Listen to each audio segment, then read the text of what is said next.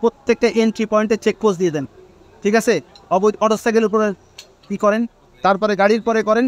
যে সমস্ত লোক আসছে তাদের পরিচয় জানতে চান, কোথায় যাচ্ছে, কেন যাচ্ছেন। এবং ইলেকশনের দিন 72 ঘন্টার আগ থেকে এই এলাকায় বহিরাগত কেউ থাকবে না।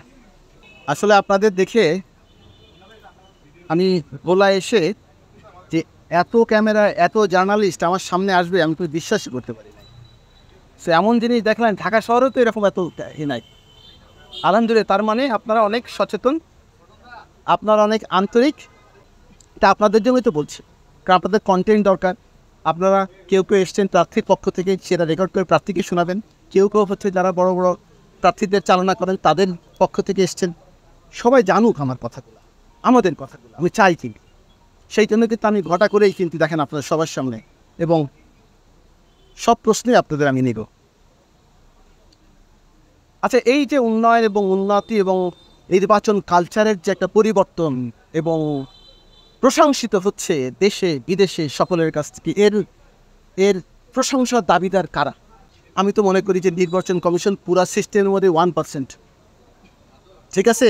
এর দাবিদার হচ্ছে আপনারাও, যে আপনারা প্রকাশ করেছেন, আপনারা আমাদের তৃতীয় আই হিসেবে, চোখ হিসেবে কাজ করেছেন, এয়ার হিসেবে কাজ করেছেন। সবাই কিন্তু আপনার ক্যামেরাকে ভয় পায়, অসৎ কাজে জড়িত হয় না, এটাও কিন্তু একটা ইস্যুর। যাই হোক, আমরা যে নির্বাচনের যে সাংবাদিকদের নীতিমালা করেছে, এই নীতিমালাটি আপনাদের সবার কাছে আছে, সব কিছু জানেন। আপনি কি ভোট কেন্দ্রে যদি যেতে হয়, এই ভোট কেন্দ্রের মধ্যে যেতে হয়, তাহলে কি আপনার অনুমতি নেওয়া প্রয়োজন হবে?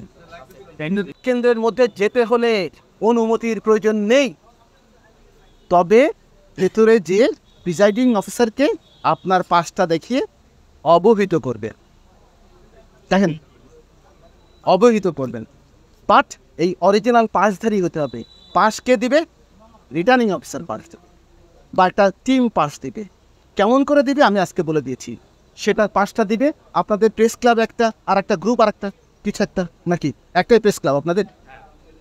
সেই প্রেস ক্লাবের সাধারণ সম্পাদক এবং সভাপতিকে ডাকা হবে, এবং যে যে অ্যাপ্লাই করবে সেই কাগজগুলো দেখা হবে ওখানে ইনস্ট্যান্টলি, এবং জেলা তথ্য অফিসারও থাকবে, ইনস্ট্যান্টলি সবাই মিলে পাসটা দেওয়া, যাতে করে ভুইভোর সাংবাদিক যারা আছেন, যারা যারা মৌসুমি সাংবাদিক, ইলেকশনকে কাভার করার জন্য সাংবাদিক হয়, কোনো প্রার্থী বা কোনো মহলের প্ররোচিত বা প্ররোচনায় পড়ে তারা কাজ করার চেষ্টা করে, তাকে আমি সাংবাদিকের কার্ড আমরা দিব না।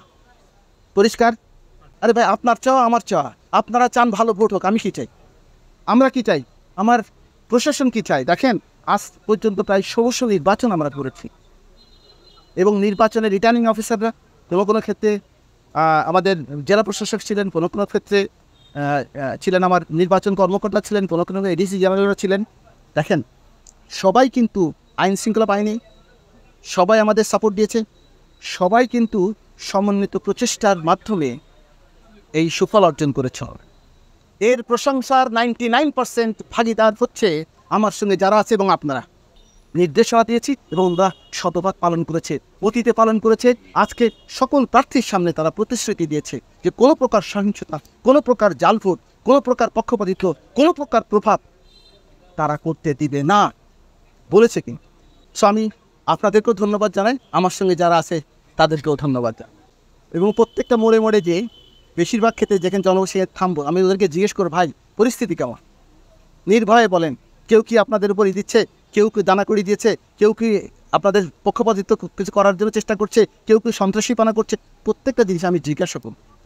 আমার দিন রাত সমান করে দেবো আমার টিম এবং আমরা, যাতে করে একটা অবাধ সুষ্ঠু নিরপেক্ষ নির্বাচন ভোলাবাসীর, এই ভোলাবাসী যেন জীবনও না ভোলে যে এমন একটা নির্বাচন হয়েছিল, এবং এমন একটা নির্বাচন করব আমরা আপনাদের সকলের সহযোগিতায়, যে ভবিষ্যৎ প্রজন্মের জন্যে অনুকরণীয় হয়ে থাকবে, অনুসরণীয় হয়ে থাকবে, তারা যেন রেফারেন্স হিসেবে কাজ করতে পারে। আপনার তো সাংবাদিক হিসেবে আমি ঢোকার কথা বললাম, ওখানে ঢোকে আপনারা কী কী করতে পারবেন আমি একটু বলে দিই। আপনারা যেখানে খুশি সেখানে যেতে পারেন ভিতরে, বাট একটা কক্ষে 2 জনের বেশি যাবেন না। শুধুমাত্র গোপন কক্ষের আপনি ভিডিও করবেন না, গোপনীয়তা রক্ষা করতে হবে। তাছাড়া যা খুশি ভিডিও করতে পারেন। তারপরে চলে এসে আরেকজনকে সুযোগ দেন আর কি। লাইভ করলে মনে করেন এইটা কেন্দ্র, মাঝখানে তা লাইভ করতে পারেন উইথ প্রিজাইডিং অফিসার, আর যদি কেউ ওখানে হাজির থাকে তাদের। বাট কক্ষের মধ্যে ভোট গ্রহণ চলাকালীন সময় কোনো লাইভ হবে না, কোনো ইন্টারভিউ হবে না। এটা একটু মনে রেখে ভোট গণনার সময় ক্যামেরা তাক করে রাখেন, ডাইনে করে কি বাঁয়ে করে কোনো অসুবিধা নাই। আপনারা ভাগ করে যান, প্রত্যেকটা কেন্দ্রে যদি একটা মোবাইল যারা পাশধারী অথবা একটা ক্যামেরা থাক। কোথায় যাবে? গ্যাপটা কোথায় বলেন তো? সংসদে করার গ্যাপ আছে কোনো? পারবে না, ভিডিও করতে পারবে, শুধু পারবে কেন বলে দিচ্ছি এগুলা কিন্তু।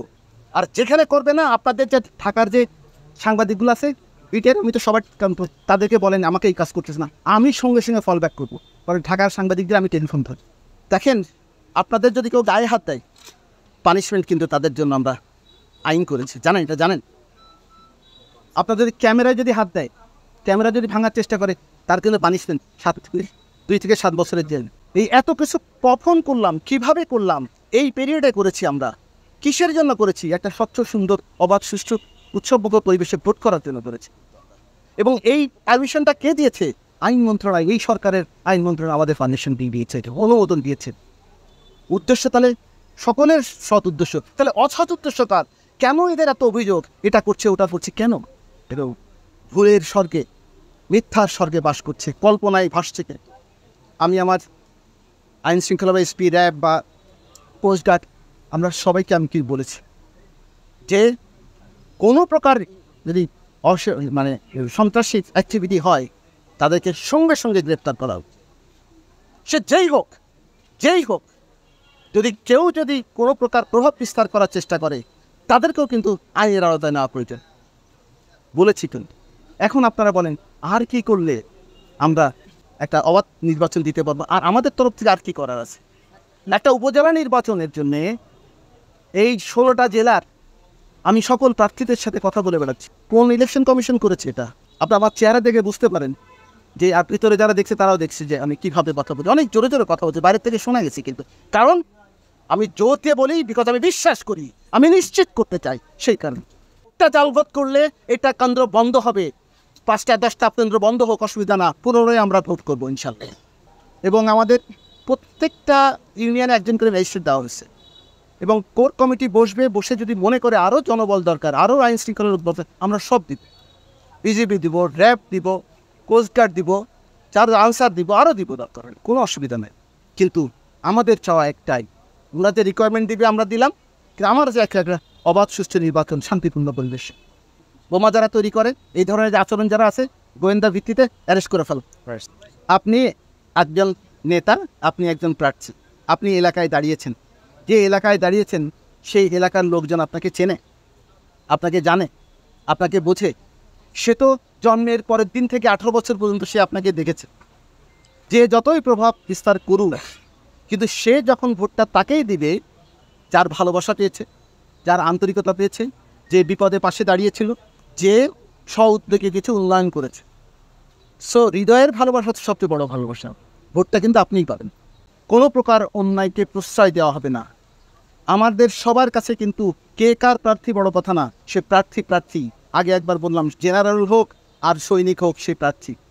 যে বড় নেতা, বিশ্ব নেতা হোক আর একজন কর্মী হোক, সে একটা প্রার্থী। এটা মনে রাখতে হবে আপনাদের। এটা আমি বলেছি, আপনারা নিশ্চিত থাকেন, ইনশাল্লাহ এখানে একটা ভালো নির্বাচন হবে। আপনাদের সহযোগিতা, আপনাদের আন্তরিকতা, আপনাদের ভালোবাসা, আপনারা যে আমি বলি আপনাদের দায়িত্ব দিচ্ছে আমার তৃতীয় চোখ, এই চোখ হিসেবে কাজ করে আপনি কিন্তু আমাদেরকে সহায়তা করেন। এবং আপনাদের কোনো ফুটেজের উপর, সঠিক ফুটেজের উপর যদি আমরা অ্যাকশন না নিই, তাহলে বলবেন।